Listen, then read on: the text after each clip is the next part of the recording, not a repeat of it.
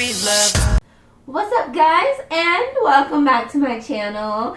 So I wanted to dress up for today. I really wanted to. I wanted to wear my Nepali dress. I forget the name of it. I wanted to dress up today. I wanted to wear my dress from Nepal, but I didn't know how to put it on correctly without my husband. So I didn't want to try and put it on and literally wear it the wrong way, disrespect anybody. I didn't want to do any of that. So I decided not to wear it. I will wear it, however, when I do get the chance to film with my husband, when I do get the chance to have him here to help me put it on. So that is going to be something that we are going to do again in the future. And I am going to be your teacher, and I am going to teach you Nepali words and phrases.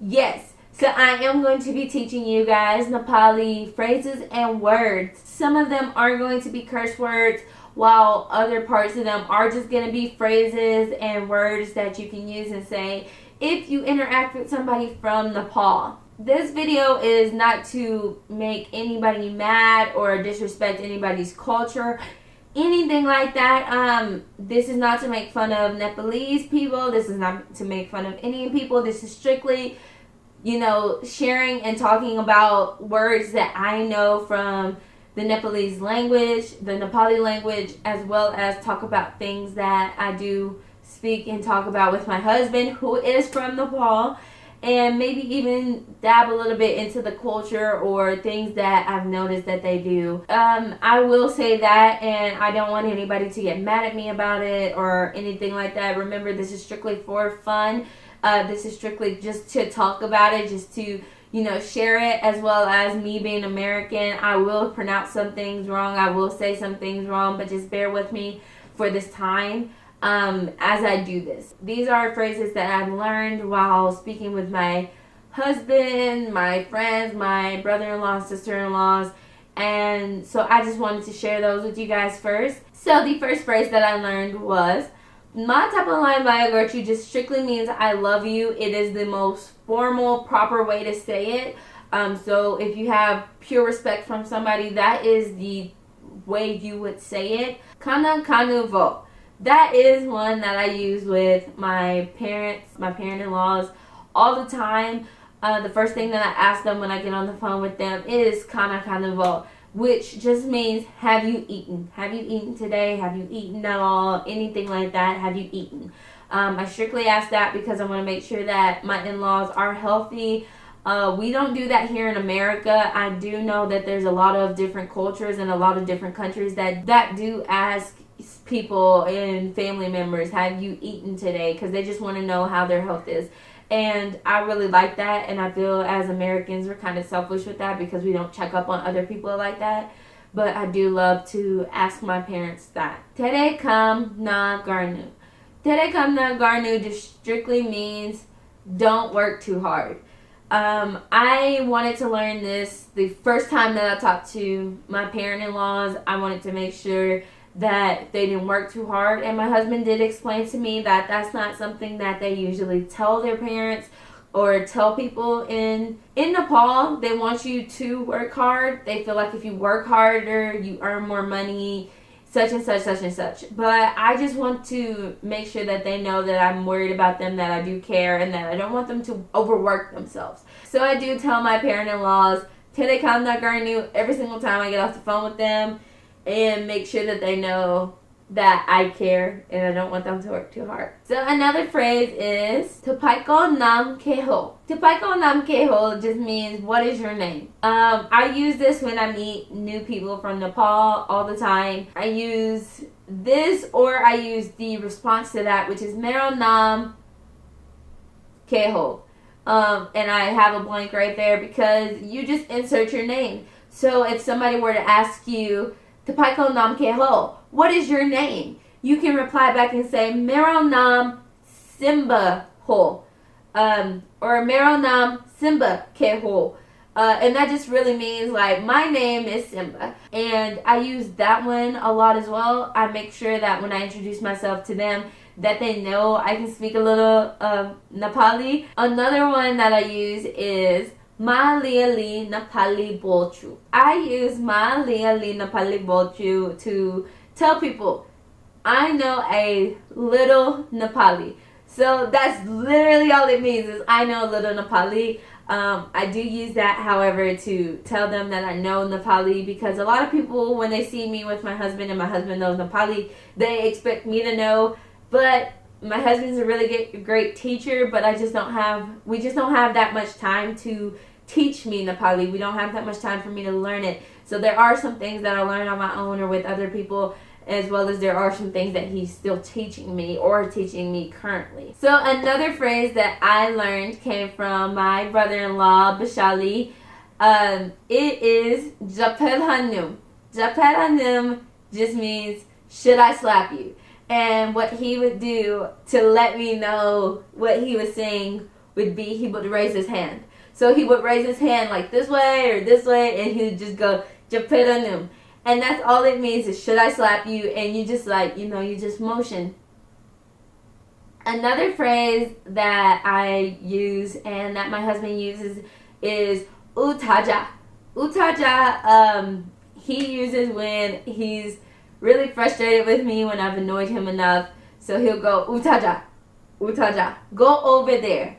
And that's all it means. He doesn't want me bothering him anymore. So now we're moving on to words.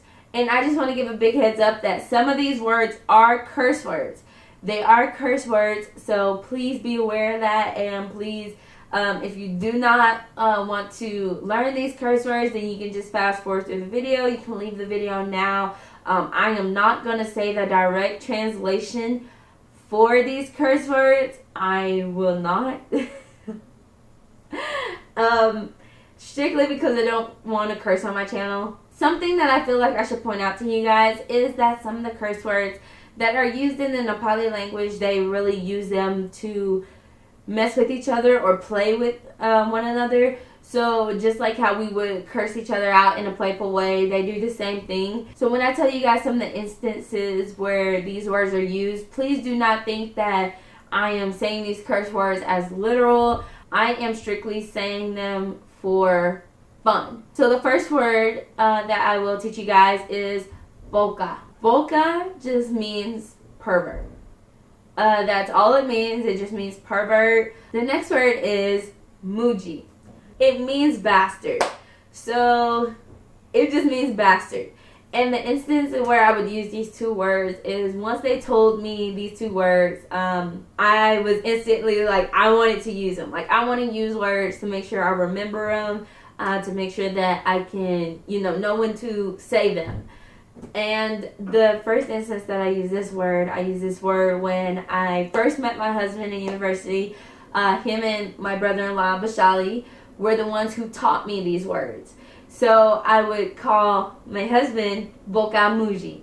And it even got to the point where when they taught me the phrase for I love you, I would say, Ma tapan lai mai gachu Boca Muji. It was in a playful manner, and I don't really mean it. He's not a Boca or a Muji. So the next words that I want to tell you guys are ones that I'm going to be saying through the rest of this video.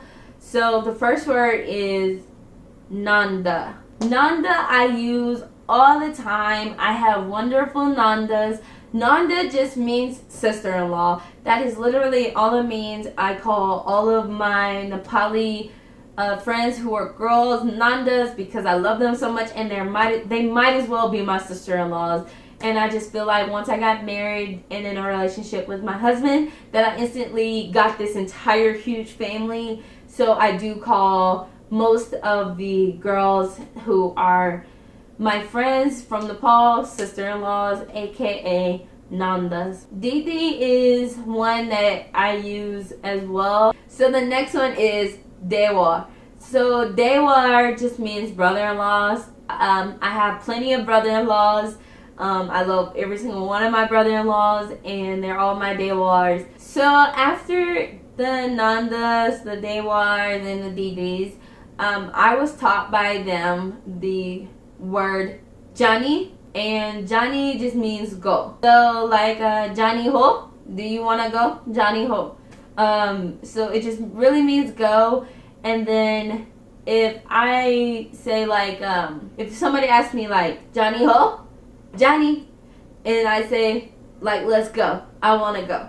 My husband hasn't gone to school yet, and I see that it's almost time for him to go to school. Another tense of that verb is jaun. Jaun. So I tell him go, like jaun. So another word that you guys can use is danibat.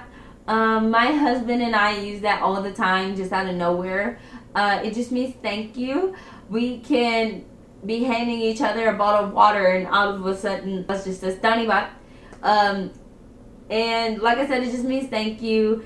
So the next word is gonna be ma chikni. Ma chikni means what it says right here. My chikni, I don't want to say it, but I did get taught that word all the time. And of course, like I said, they use curse words in a playful manner. So if my day wars were calling each other my chikni, I repeated it one time, and I didn't know as a lady I wasn't supposed to say it. So they were all surprised that I said it. But that was one that I really learned like fast as heck. Okay, so another word that I do know is gonta. Gonta, it just means like that. It's like forget what you just said. So like if I told you to go over there and get something, gonta, go over there and get something, like forget going over there and getting that. So there is something that I do mess with my husband about. When my husband is so annoyed with me, because I am pretty annoying, and he will start speaking really fast. So he'll say like, utaja. And he says it super fast. He says a lot of things really fast in Nepali, so that I don't understand what he's saying, because like I said, I am a beginner in this language. I only know a few things. So when he starts speaking in that language, I do say like dinga dinga. It's not a real word. It's not a real word in like the Indian language or Nepali language, but I do say it because when he speaks really fast, like I just feel like that when he speaks really fast, like I just hear like dinga dinga, like, and then he gets even more annoyed at me and just tells me like utaja. Like he's done with me. So another word that I do know is choina or hoina. It just depends on when you use it. I do know that when we speak to our parents or my in-laws, that I do hear them say choina, and then when I say choina to him, he says hoina, and it just confuses me. But they all mean the same thing, and it just means no. Ho means yes. And then, of course, you have like has, which means okay. Some phrases that I forgot to mention before are kecha. Kecha means how are you? What are you up to? What's up? Then the reply back to that would be tikcha. And that just means like I'm good, I'm fine, I'm okay. A word that I feel like is really, I feel like you guys should know would be la. La and lala just means like okay, or like a laughing manner. I want to say like if something is funny, you just like say la. My husband, he says it so much. So when he's on the phone and he's talking to our parents, all I can hear is like la, and he like has the hugest smile on his face, and that's all you hear for like the next 3 minutes is law. I know I am not the best teacher at this right now. It is because I don't know the language. I don't know much about anything other than these words. If you guys do want another video, please make sure to comment and let me know you guys want another video. I would love to do another video, maybe even bring my husband here to learn more words. I do know a few more words, but I don't know in the sense that they would use them. I do know a lot of Nepali songs. I have danced to several of them at a festival that they have. I can do a video over their festivals because they have a ton of festivals. I can do a video over their gods. I can do pretty much anything over the Nepali culture. And I know if I do anything over his culture, he's gonna want to be in the video because he loves spreading awareness about his culture. It's amazing.